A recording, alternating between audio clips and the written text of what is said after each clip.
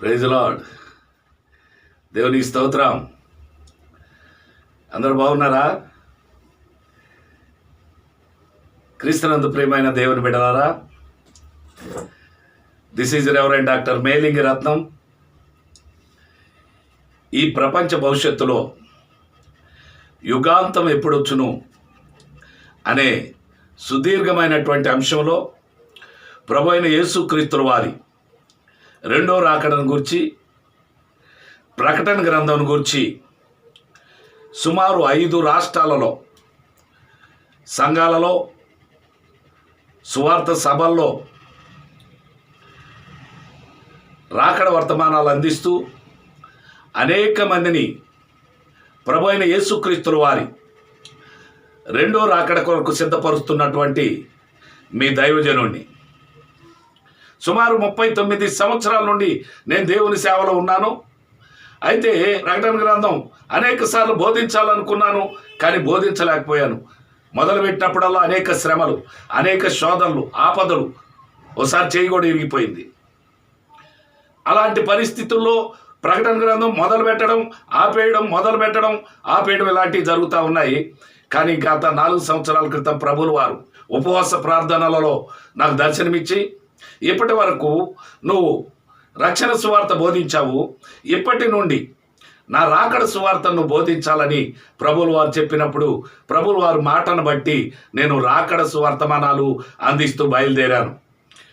ఈరోజు 5 రాష్ట్రాలలో, చెన్నై, బెంగళూరు మరియు మహారాష్ట్ర, తెలంగాణ, ఆంధ్ర, ఈ 5 రాష్ట్రాల్లో కూడా ఈ రాకడ వర్తమానాలు అందిస్తూ అనేక మందిని రాకడ కొరకు సిద్ధపరచడం జరిగింది. ఉజ్జీవ సభల్లో, అంతేకాదు సంఘాలలో అనేక మందిని రాకడ కొరకు సిద్ధపరుస్తూ ఉన్నాను.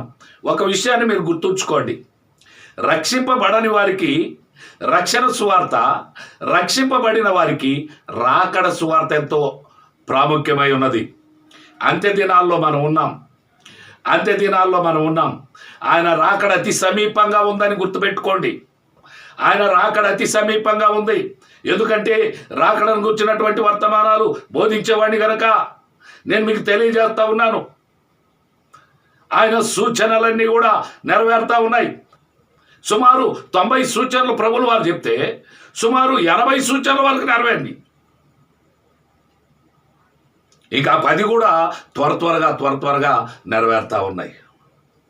ఎప్పుడైతే ఈ 10 సూచనలు కూడా నెరవేరుతాయో వెంటనే ఆర్భాటముతోనూ, ప్రధాన దూత శబ్దముతోనూ, దేవుని బోరతోనూ ప్రభు అయిన యేసుక్రీస్తు వారు పరలోకము నుండి దిగి మధ్యాకాశంలోనికి వచ్చి దేవుని బోర ఊని ఊదుతాడు. ఎప్పుడైతే దేవుని బోర ఊదబడుతుందో కనురెప్ప పాటులో ఈ మట్టి శరీరాలు వదిలిపెట్టి మహిమ శరీరాలు ధరించుకొని మనం ఎగిరిపోతాం. గుర్తుంచుకోండి క్రీస్తునందు ప్రియమైనటువంటి దేవుని బిడ్డలారా, జాగ్రత్తగా గుర్తుంచుకోండి. కనుక మీ ప్రాంతాల్లో కూడా ఒకవేళ రెండవ రాకడ వర్తమానాలు అందించాలనుకున్నా, ఈ ప్రపంచ భవిష్యత్తులో యుగాంతము ఎప్పుడొచ్చును అనే అంశాన్ని బోధించాలనుకున్నా, లేకపోతే ప్రకటన గ్రంథం గురించినటువంటి వివరణ తెలియచేయాలనుకున్నా మమ్మల్ని ఆహ్వానించండి. మేము వస్తున్నాం, అనేక ప్రాంతాలకు వస్తున్నాం, అనేక గ్రామాలకు వస్తున్నాం, అనేక జిల్లాలకు వస్తున్నాం, అనేక రాష్ట్రాలకు వస్తున్నాం. దేవుని చిత్తమైతే, మీరు ఆహ్వానించగలిగితే అనేక దేశాలకు రావడానికి కూడా నేను సిద్ధపడి ఉన్నాను. గుర్తుంచుకోండి, మేము ప్రత్యక్షంగా బోధించినప్పటికీ పరోక్షంగా ఆహ్వానించినటువంటి వారు, సహాయ సహకారాలు అందించినటువంటి వారు అందరూ కూడా మా ఈ పరిచర్యలో పాలిభాగస్తులని గుర్తుపెట్టుకోండి. ఈ భారం నాకు పెట్టాడు ప్రభు అయిన యేసుక్రీస్తు వారు రెండో రాకడను గుర్చినటువంటి వర్తమానాలు ప్రపంచమంతా బోధించమనేటటువంటి భారం నాకు పెట్టున్నాడు. నేను నిన్నటి దినాన్ని చెప్పాను, నాకు 2 కుమారులు. పెద్దబాబు ఆఫ్రికాలో బైబిల్ ట్రైనింగ్ చేసి వచ్చాడు. ఇప్పుడు నేను నడిపిస్తున్నటువంటి పరిచర్య అంతా కూడా పెద్దబాబే చూసుకుంటున్నాడు. అలాగే చిన్నబాబు కూడా విప్రోలో జాబ్ చేస్తూ రిజైన్ ఇచ్చి ఆయన కూడా దేవుని సేవలోనే ఉన్నారు. అందుకే నేను పాస్టర్ నుండి ఎవాంజలిస్టుగా మారిపోయాను.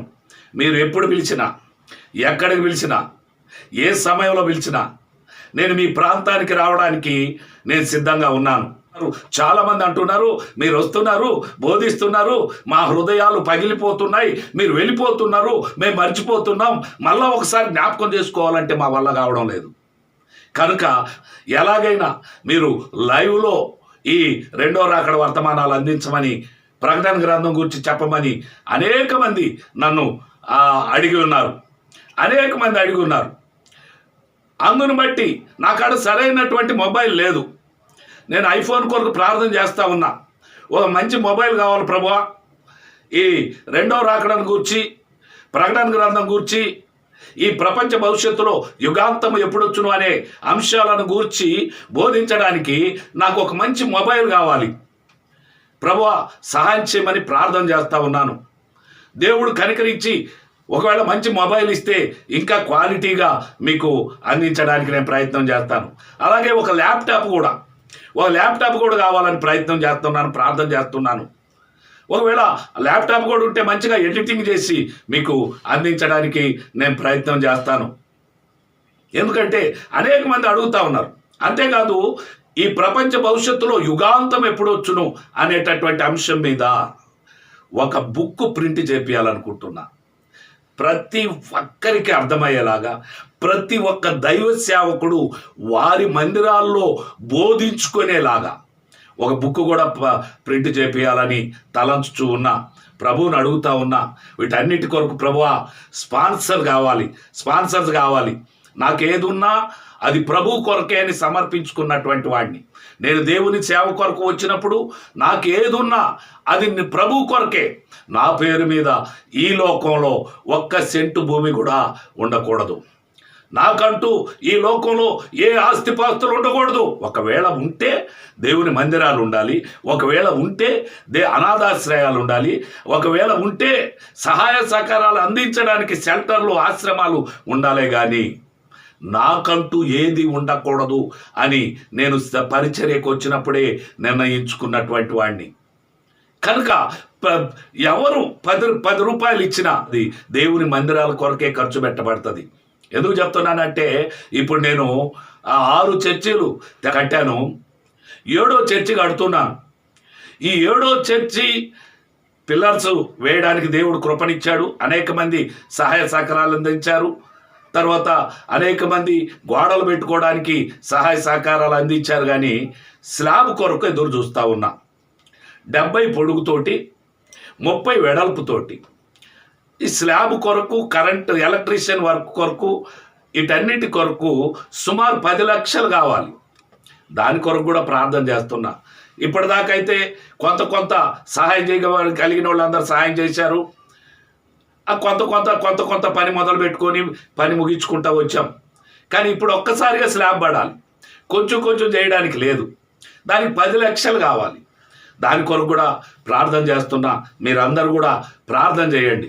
ఈ రీతిగా ప్రకటన గ్రంథ వివరణ మరియు రెండో రాకడను గూర్చి, ఈ ప్రపంచ భవిష్యత్తులో యుగాంతం ఎప్పుడొచ్చును, ఈ 3 విషయాలు మనం ధ్యానం చేస్తా పోతాం. అద్భుతంగా ఉంటుంది. విడిచిపెట్టొద్దు. నిన్నటి దినాన్ని నుండి నేను ప్రారంభించాను. ఇది ఎక్కడున్నా, నేను 15వ తారీఖు బెంగళూరులో, 15 నుండి ఆదివారం నుండి తర్వాత ఆదివారం వరకు కూడా బెంగళూరులో నాకు మీటింగ్స్ ఉన్నాయి. వాటి కొరకు కూడా మీరు ప్రార్థన చేయండి. అక్కడున్నా కానీ ఖచ్చితంగా ఒకవేళ ఫలానా టైంకి అనేది కాకపోయినా ఖచ్చితంగా ఏదో ఒక సమయంలో ఒక 15 నుండి 20 ఇంకా ఆసక్తిగా ఉంటే 25 నిమిషాల వరకు దేవుని వాక్యాన్ని అందిస్తుంటాను. ఖచ్చితంగా క్రమం తప్పకుండా చూడండి. రాసుకునే వాళ్ళు సిద్ధపడి లైవ్ దగ్గర కూర్చోండి, లేకపోతే తర్వాత రాసుకోండి. నేను చెప్పేట విధానం వేరే వాళ్ళు ఎవరు చెప్పినట్టు నేను ఎక్కడ చూడలేదు. నేను చెప్పే విధానం వేరే వాళ్ళు ఎక్కడ నేను చూడలేదు. ఎందుకు అంటే ఖచ్చితంగా చిన్న పిల్లవాడికి కూడా అర్థమయ్యే రీతిలో, చదువుకోనటువంటి పచ్చి మోటి వాళ్ళకు కూడా అర్థమయ్యేటట్టు నేను వివరించబోతున్నాను. మీరందరూ కూడా నా కొరకు ప్రార్థన చేయండి.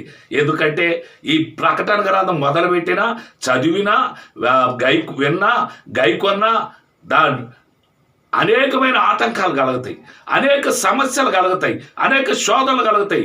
4 సంవత్సరాల క్రితం అనేక సార్లు ప్రారంభించి వదిలేశాను. 4 సంవత్సరాల క్రితం ప్రభు నాతో మాట్లాడి ఉపవాస ప్రార్థనలో ఇక నుంచి నా రాకడ వర్తమానం అందించు అన్నప్పుడు నేను ప్రభుతో అన్నాను, ప్రభువా ఇంతకుముందు అనేక సార్లు మొదలుపెట్టాను, ముగించేశాను. ఎందుకంటే అనేక శ్రమలు, అనేక ఆపదలు నాకు కలుగుతూ ఉంటే నేను ఆఫ్ చేశాను.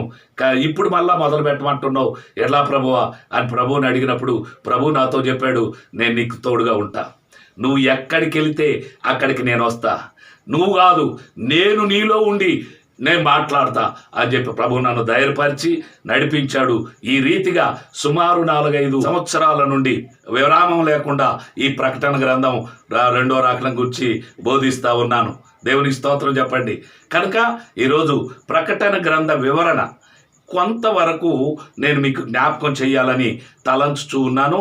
తర్వాత రేపటి రోజున ఒకవేళ ఇంకొంచెం మనం జ్ఞాపకం చేసుకుందాం. అందరు కూడా కళ్ళు మూసుకున్నట్టయితే చిన్న ప్రార్థన చేసుకొని మనము ఆ వాక్యంలోకి వెళ్దాం. పరిశుద్ధుడవైన మా తండ్రి, ప్రేమ పూర్ణుడవైన మా రక్షక, మీ పాదములకు స్తోత్రములు వందనాలు చెల్లించుకొంచున్నాం. మా ప్రభువా, ఇదిగో నాయన నిన్నటి దినము నుండి ఆయా ప్రభువా ఈ ప్రకటన గ్రంథం లైవ్ ద్వారా ఆయా వీడియోస్ ద్వారా ప్రారంభించడానికి మీరు కృపనిచ్చారు. ఈరోజు ప్రకటన గ్రంథ వివరణ నేను చెప్పుతూ ఉండగా మీ ఆత్మతో నన్ను నింపండి, మీ శక్తితో నింపండి. సైతాన్ ఆటంక శక్తులను, వ్యక్తులను యేసు క్రీస్తు నామములో లయపరిచి మీరే మాట్లాడమని మా ప్రభుని మీ ప్రియకుమారుడైన యేసు క్రీస్తు నామములో ప్రార్థిస్తున్నాం తండ్రి, ఆమేన్. దేవునికి స్తోత్రం, హల్లెలూయా. క్రీస్తునందు ప్రియమైనటువంటి దేవుని బిడ్డలారా, ప్రకటన గ్రంథ వివరణలోకి వచ్చేద్దాం. ఈరోజు ప్రకటన గ్రంథం యొక్క వివరణ మీకు తెలియజేయబోతున్నాను. ఎలా చదవాలి ఈరోజు నేను చెప్పేది కానీ మీరు జాగ్రత్తగా వింటే మీరు ఎప్పుడైనా ప్రకటన గ్రంథం చదవచ్చు, ఎప్పుడైనా ప్రకటన గ్రంథం చదవచ్చు. ఇక మీకు ఆటంకాలు రావు, మీకు సమస్యలు రావు, మీకు కష్టాలు రావు, మీకు ఆపదలు రావు. ఎందుకు అంటే ప్రకటన గ్రంథం చదివితే ఎందుకు ఆపదలు వస్తాయి, ఎందుకు సమస్యలు వస్తాయి, ఎందుకు శోధనలు వస్తాయి, ఎందుకు ఆటంకాలు వస్తాయంటే ఒకే ఒక కారణం. అది గుర్తుపెట్టుకోండి. ఇది చాలామందికి తెలవదు కనుక తెలవనటువంటి వాళ్ళను సాతాను గాడు ఆటంకపరుస్తూ ఉంటాడు. అదేంటంటే ఒకే ఒక కారణం ఏంటంటే ప్రకటన గ్రంథములో సాతాను గాడి అంతం ఉంది. ఈ విషయాన్ని గుర్తుపెట్టుకోండి. ప్రకటన గ్రంథంలో ఏముంది? సాతాను గాడి అంతం ఉంది. వాడిని పట్టి దగదగ మండే అగ్నిగుండంలో విసిరి పడేసేటే ప్రకటన గ్రంథంలో ఉంది. ఇప్పటిదాకా వాడు ఏమనుకుంటున్నాడు? ఈ లోకాన్ని పరిపాలించేది నేనే, ఈ లోకానికి నాయకుడిని నేనే, ఈ లోకమంతా నాది అనుకుంటున్నాడు కదా. అలాంటి వాడి అంతము ప్రకటన గ్రంథంలో ఉంది. అందుకే సాతానుగాడు ప్రకటన గ్రంథం చదవనీడు. ప్రకటన గ్రంథం చదివితే నీకు సమస్యలు వస్తాయి, శోధనలు వస్తాయి, ఆటంకాలు వస్తాయి. కారణం ఏంటంటే ఒకవేళ నువ్వు ప్రకటన గ్రంథం చదివితే వాడు గుట్టు రట్టు అయిపోద్దని భయం వాడికి. చూసారా? ఇది గుర్తుపెట్టుకుంటే మీరు వాడి అంతం దానిలో ఉందని మీరు తెలుసుకుంటే ఇక చదవచ్చు. వాడు ఏమనుకోడు, నా గుట్టు తెలిసిపోయింది కదా, నా గుట్టు రట్టు అయిపోయింది, ఇక వాడిని ఆపినా ఆపకపోయినా నా అంతం ప్రకటన గ్రంథంలో ఉందని తెలిసిపోయింది కదా, ఇంకేంటి నువ్వు వాడిని ఆపినా ఆపకపోయినా పర్వాలేదు అన్నట్టుగా మనల్ని ఏమనలేడు. అయితే ఇప్పుడు ప్రకటన గ్రంథం వివరణలోకి వస్తున్నా. చూడండి, జాగ్రత్తగా గుర్తుపెట్టుకోండి. మొదటిది ఏంటంటే ప్రకటన గ్రంథంలో 22 అధ్యాయాలు ఉన్నాయి. ఎన్ని అధ్యాయాలు ఉన్నాయి? 22 అధ్యాయాలు ఉన్నాయి. 404 వచనాలు ఉన్నాయి. ఎన్ని వచనాలు ఉన్నాయి? 404 వచనాలు ఉన్నాయి. అయితే ఈ ప్రకటన గ్రంథం చదివితే అర్థం కాదు, వింటాగానే అర్థం కాదు. బోధించే వాళ్ళు తక్కువ ఉన్నారు. కొంతమంది బోధిస్తున్నప్పటికీ కొన్ని రకాలుగా అర్థం కావడం లేదు. ఏదేమైనప్పటికీ అయితే దేవుని వాక్యంలో ఏముందంటే మూడో వచనంలో మొదటి అధ్యాయం ప్రకటన గ్రంథం 1వ అధ్యాయం 3వ వచనం దయచేసి చూడండి. అక్కడ ఒక్క మాట మనం చూస్తాం. సమయము సమీపించినది, కనుక ఆ, ఈ ప్రవచన వాక్యములు చదువువాడును వాటిని విని ఇందులో రాయబడిన సంగతులను గైకొను వారును ధన్యులు. ఈ ప్రవచన వాక్యములు చదివేవాళ్ళు, వినేవాళ్ళు, గైకొనేవాళ్ళు ధన్యులు. నువ్వు ధన్యుడు కావాలంటే ప్రకటన గ్రంథం చదవాలి. నువ్వు బైబిల్ అంతా చదివేది వేరు, ప్రకటన గ్రంథం చదివేది వేరు. దేవుని వాక్యమే సెలవిస్తుందంటే ప్రకటన గ్రంథంలో ఇది చదివినా, విన్నా, గైకొన్న ధన్యులు. కనుక ఈ ప్రకటన గ్రంథం అర్థం కాకపోయినా చదవండి. ఈ ప్రకటన గ్రంథంలో 7 భాగాలు చేసుకోండి. ప్రకటన గ్రంథం ఎన్ని భాగాలు చేసుకుంటారు? 7 భాగాలు చేసుకోండి. 7 భాగాలు చేసుకొని మీరు చదవగలిగితే ఏ భాగంలో ఏముందో నేను ఇప్పుడు మీకు తెలియజేయబోతున్నాను. ఆ రీతిగా కానీ మీరు ఆలోచించి చదవగలిగితే మీకు అర్థమవుతుంది. దేవుని స్తోత్రం, హల్లెలూయా. మొదటి భాగం ఏంటంటే మొదటి అధ్యాయం. మొదటి అధ్యాయంలో ఏముంటుందంటే దేవుని ఉనికిని గూర్చినటువంటి విషయాలు ఉంటాయి. దేవుని ప్రత్యక్షతను గూర్చినటువంటి వివరాలు దీనిలో రాయబడి ఉంది.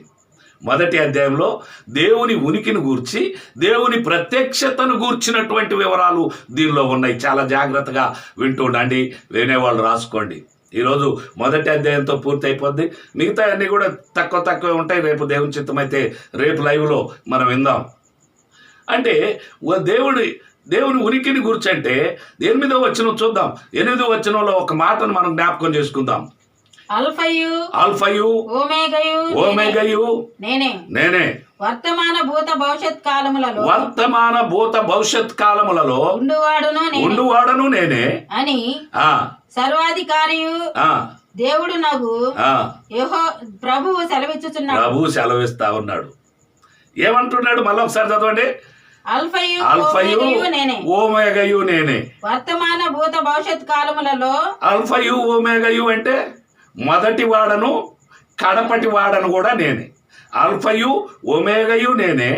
అంతేకాదు వర్తమాన భూత భవిష్యత్ కాలములలో, భూతకాలం అంటే జరిగిపోయినటువంటిది, వర్తమాన కాలం అంటే జరుగుతున్నటువంటిది, భవిష్యత్ కాలం అంటే జరగబోయేటటువంటిది, ఫ్యూచర్ అన్నమాట. ప్రజెంట్లో ఉన్నది నేనే, పాస్ట్లో ఉన్నది నేనే, ఫ్యూచర్లో ఉండేది కూడా నేనే. చాలా సీరియస్గా చెప్తా ఉన్నాడు. నేనే. అది ఆయన ఉనికిని ఈ యొక్క మొదటి అధ్యాయంలో కనపరుచుకుంటా ఉన్నాడు. అంతేకాదు ఆయన ప్రత్యక్షతను కూడా ఈ మొదటి అధ్యాయంలో బయలుపరిచాడు.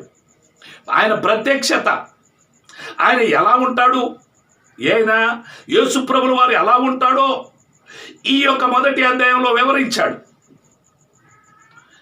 ఆయన ఎలా ఉంటాడో ఆయన చూశాడు. ఎవరు చూశారు? ఈ గ్రంథకర్త ఎవరు? ప్రభు అయిన యేసుక్రీస్తు వారి శిష్యుడైన యోహాను గారు. ప్రభువును చూసినప్పుడు ఆయన ఏమైపోయాడంటే 17వ వచనం చదవండి. 17వ వచనంలో ఒక మాటను మనం జ్ఞాపకం చేసుకొని ముందుకు వెళ్ళిపోదాం. నేను ఆయనను చూడగా సచ్చిన వాని వలె ఆయన పాదముల మీద పడితిని. ఆయన పాదాల యొద్ద పడిపోయినా. నేను ఆయనను చూడగా, ఎవరిని చూడగా? ప్రభు అయిన యేసుక్రీస్తుల వారిని చూడగా. అదేంటి? యోహాను గారు ప్రభు అయిన యేసుక్రీస్తుల వారిని ఇంతకుముందు చూడలేదా? ఇప్పుడే చూస్తున్నాడా? ఇప్పుడు చూసి ఆయన సచ్చిన వారి వల్ల ఆయన పాదాల యొద్ద పడ్డాడా? లేదు, ఇంతకుముందు చూశాడు. ఆయనతో ఉన్నవాడే కదా. ప్రభు అయిన యేసుక్రీస్తు 3.5 సంవత్సరాలు ఆయనతో ఉన్నాడు. ఆయన వెంబడించాడు. ఆయన తినే దగ్గర తిన్నాడు, ఆయన పడుకునే దగ్గర పడుకున్నాడు. ఆయన చేసే అద్భుత కార్యాలు చూశాడు. ఈయన కూడా అనేక అద్భుత కార్యాలు చేశాడు. అవునా కదా?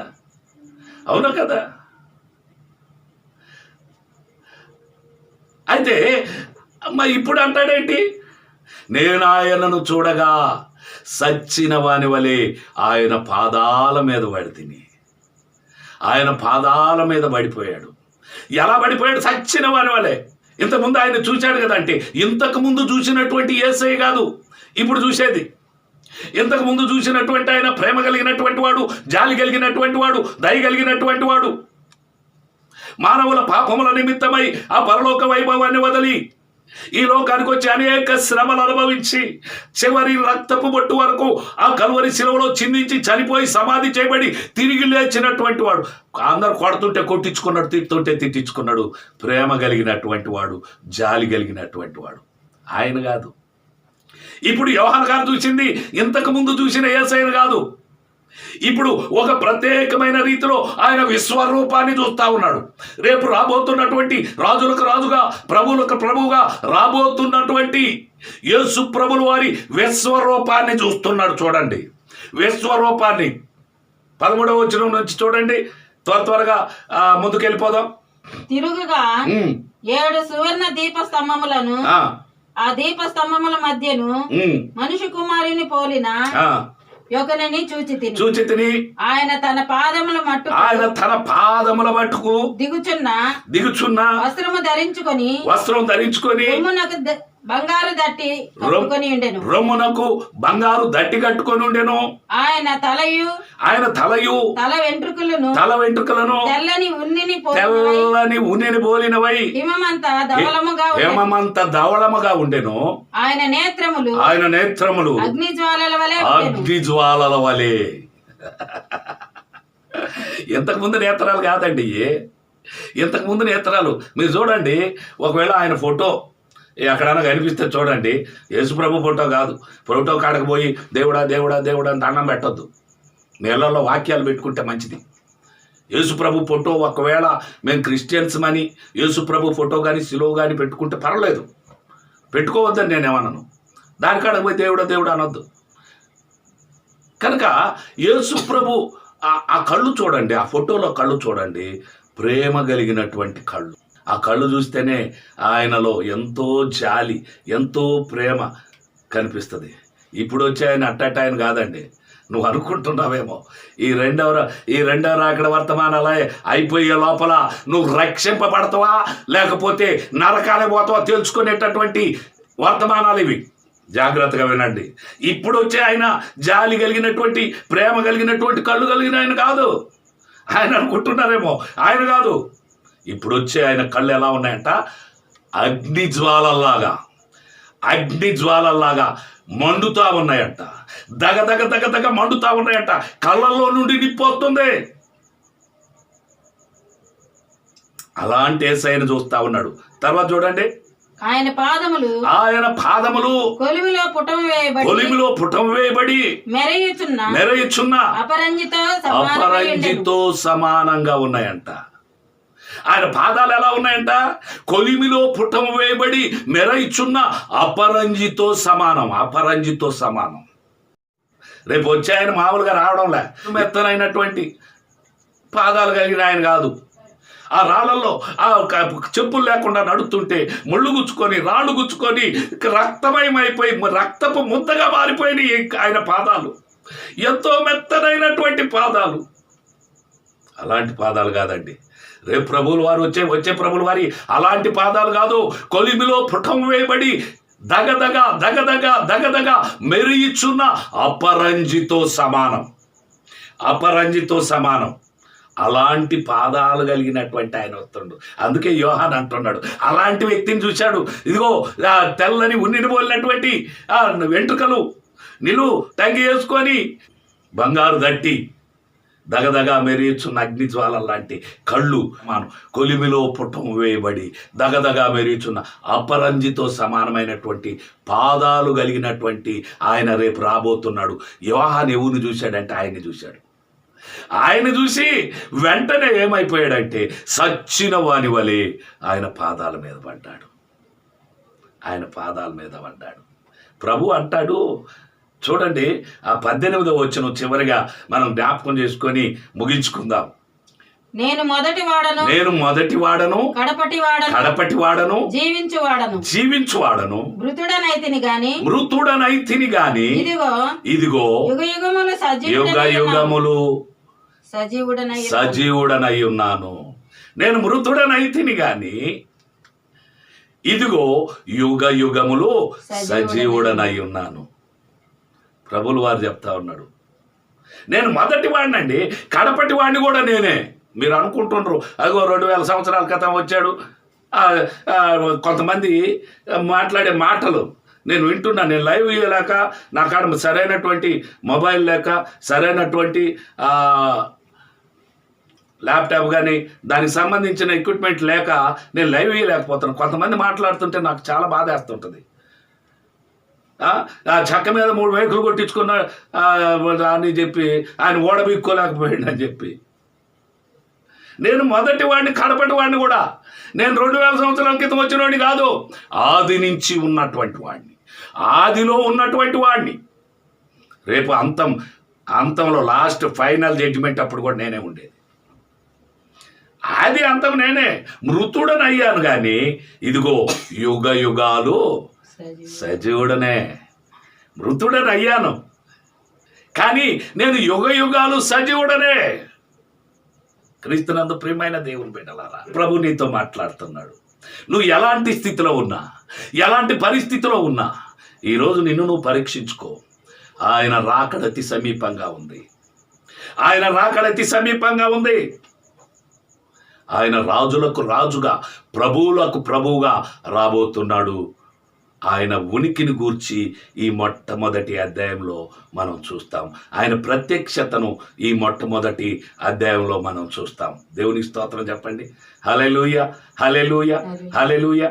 క్రీస్తునందు ప్రియమైన దేవుని బిడ్డలారా, ఇంకా 6 భాగాలు, మొత్తం 7 భాగాలుగా చేసుకోమన్నా కదా, 6 భాగాలు రేపటి రోజున మనం ధ్యానం చేద్దాం. మనం బాగుండాలని, మనం రక్షింపబడాలని, మన కుటుంబాలు బాగుండాలని, మనం ఆ పరలోక రాజ్యానికి వారసులం కావాలని మన కొరకు ఆయన ఈ లోకానికి వచ్చి, మన కొరకు అనేక శ్రమలు అనుభవించి, మన కొరకు ఆ కల్వరి శిలువలో రక్తాన్ని చిందించి, చనిపోయి సమాధి చేయబడి తిరిగి 3వ దినాలు లేచాడు. ఆయన వెళ్ళాడు, మళ్ళా వస్తాడు. ఆయన నీ కొరకు ప్రాణం పెట్టాడు ఒకసారి. ఎందుకంటే నువ్వు నరకం తప్పించుకొని పరలోక రాజ్యానికి రావాలని, నువ్వు నరకంలో పడకూడదని, పరలోక రాజ్యానికి రావాలని ఆయన నీ కొరకు ప్రాణం పెట్టాడయ్యా. అమ్మ, నీ కొరకు ప్రాణం పెట్టాడు, నా కొరకు ప్రాణం పెట్టాడు. నీ కొరకు ప్రాణం పెట్టేవాళ్ళు ఎవరు లేరు ఈ లోకంలో. నీ కొరకు ప్రాణం పెట్టేవాళ్ళు ఎవరు లేరు. ఒకవేళ ఎవరైనా చెప్తే అవన్నీ కూడా అబద్ధాలే. నీ కొరకు ప్రాణం పెడతాను, నువ్వంటే నాకు ప్రాణం అంటే ఒట్టిదే, నమ్మద్దు. నీ కొరకు, నా కొరకు ప్రాణం పెట్టేవాళ్ళు ఈ లోకంలో ఎవరు లేరు. నీ తల్లిదండ్రులు నీ కొరకు ప్రాణం పెట్టలేరు, నీ అన్నదమ్ములు నీ కొరకు ప్రాణం పెట్టలేరు, నీ అక్క చెల్లెలు నీ కొరకు ప్రాణం పెట్టలేరు, నీ భార్య, నీ పిల్లలు ఎవరు నీ కొరకు ప్రాణం పెట్టేవాళ్ళు లేరు. నీ కొరకు, నా కొరకు, ఈ లోకంలో ఉన్న మానవాళందరి కొరకు చివరి రక్తపు బొట్టు వరకు రక్తాన్ని చిందించి చనిపోయి సమాధి చేయబడి తిరిగి లేచినటువంటి వాడు ప్రభు అయిన యేసుక్రీస్తుల వారు అక్కడే. ఆయన చెప్తున్నాడు, నేను త్వరగా వస్తున్నాను, ఖచ్చితంగా వస్తాడు. కనుక మనమందరం కూడా సిద్ధపడి ఉండాలని ప్రభునామంలో మనవి చేస్తున్నాను. రాబోయే రోజుల్లో ఎవరు ఎత్తబడతారు, ఎవరు విడవబడతారు, ఎత్తబడితే ఏంటి, విడవబడితే ఏంటి, తర్వాత అంత్యక్రీస్తు ఏంటి, ధవళ సింహాసనం తీర్పేంటి, హర్మగిద్దోని యుద్ధమైంది, గోగుమాగు యుద్ధమైంది, ఇవన్నీ కూడా మనం తెలుసుకోబోతున్నాం. జాగ్రత్తగా ఉండండి, ప్రార్థన చేయండి. అలాగే నాకు ఒక మంచి ఐఫోన్ కావాలి, దాని కొరకు ప్రార్థన చేయండి. అలాగే ఒక ల్యాప్టాప్ కావాలి. ఈ వీడియోస్ అనేక మందికి దేవుని భారం నాలో పెట్టున్నాడు, దాని కొరకు ప్రార్థన చేయండి. ఇంకా దేవుని చిత్తమైతే మీ ప్రాంతాల్లో, మీ సంఘాల్లో, మీ ప్రదేశాల్లో, మీ దేశాల్లో ఒకవేళ 2వ రాకడ వర్తమానాలు అందించాలని నువ్వు తలంచినట్లయితే వెంటనే మీరు జ్ఞాపకం ఉంచుకోండి, మమ్మల్ని కాంటాక్ట్ అవ్వండి. మా ఫోన్ నెంబర్ 9554398810, 9554398810. మీరు ఏ గ్రామంలో అయినా వస్తా, ఏ జిల్లాలో ఉన్నా వస్తా, ఏ రాష్ట్రంలో ఉన్నా వస్తా, ఏ దేశంలో ఉన్నా మీరు ఆహ్వానిస్తే నేను మీ దగ్గరకు వచ్చి మీ సంఘాన్ని బలపరిచి రాకడ కొరకు సిద్ధపరచడానికి నా వంతు నేను ప్రయాసపడతాను. మీరు కూడా పరోక్షంగా నన్ను ఆహ్వానించి ఈ పరిచర్యలో పాలిభాగస్తులు కావాలని ప్రభునామంలో మీకు మనవి చేస్తూ ఉన్నాను. ఎందుకంటే ఆ భారం దేవుడు నాకు పెట్టాడు, నన్ను ముందుకు నడిపిమని చెప్పి ప్రభుని ప్రార్థన చేస్తూ ఉన్నాను. మీరు కూడా ప్రార్థన చేయండి. ఇంకా రాబోయే రోజుల్లో అద్భుతమైన సందేశాలు మీరు వింటారు. God bless you. దేవుడు మిమ్మల్ని దీవించి ఆశీర్వదించుగాక. చిన్న ప్రార్థన చేసుకుందాం. పరిశుద్ధుడు అయిన మా తండ్రి, ప్రేమగల నాయన స్తోత్రం ప్రభా. ఇంతవరకు నాయన మీ ఆత్మతో నన్ను నింపి అయ్యా ప్రభా, మీరు మాట్లాడిన ప్రతి మాటను బట్టి వందనాలు. వింటున్నటువంటి ప్రతి ఒక్కరి హృదయంలో నీరు గట్టి ఫలింపచేయండి. అనేక మంది ప్రభా రాకడ కొరకు సిద్ధపరచుటకు నాకు ఇచ్చిన ఈ భారాన్ని బట్టి వందనాలు. మీరే మీ ఆత్మతో నింపి నడిపించి మహిమ పొందమని, సైతాన్ ఆటంక శక్తులను వ్యక్తులను లయపరచమని, ఈరోజు అద్భుత రీతిగా నాయన లైవ్ కూడా కట్టు కాకుండా మాతో ఉన్నందుకు వందనాలు చెల్లిస్తూ యేసుక్రీస్తునామములో ప్రార్థిస్తున్నాం తండ్రి, ఆమేన్. తండ్రి, కుమార, పరిశుద్ధాత్మ త్రియేక దేవుని దీవెనల ఆశీర్వాదములు ఇప్పుడు ఎల్లప్పుడు సదాకాలం మనకు తోడై నడిపించునుగాక, ఆమేన్. God bless you. దేవుడు మిమ్మల్ని అందరినీ సమృద్ధిగా దీవించి ఆశీర్వదించునుగాక.